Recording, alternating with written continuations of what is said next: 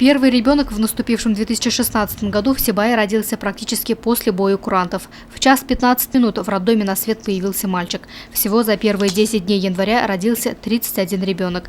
Преобладающее большинство, впрочем, как и всегда у мальчиков, их всего 20, девочек – 11. В праздничные дни отдыхать не пришлось и фельдшерам скорой помощи. В период с 1 по 7 января за медицинской помощью обратилось 473 человека. Лидирующую позицию занимают несчастные случаи. Это травмы различной степени, переохлаждения, интоксикации. Всего 55 подобных случаев.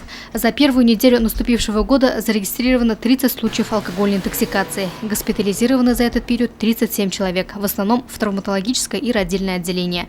Зарегистрирован 1 случай обморожения с летальным исходом. В целом в Сибае в праздничные дни сохранялась спокойная обстановка. За минувшие 10 дней в городе имелись и случаи мошенничества, причинения телесного повреждения, кражи. Не обошлось и без жертв. В настоящее время ведется следствие случая убийства. Что касается пожарной обстановки, то в республике сохраняется напряженная ситуация. По статистике, в новогодние праздничные дни увеличивается количество огненных происшествий. Так произошло и на этот раз. По сравнению с прошлым годом количество пожаров увеличилось на 3. То есть в том году у нас на данный период не было ни одного пожара, в этом году уже произошло 3 пожара. Причины происшедших пожаров на территории городского округа города Сибай – это 2 случая пожара, это неисправность электрооборудования, и 1 пожар – это перекал банной печи. Пострадавших и гибели не допущено на территории города.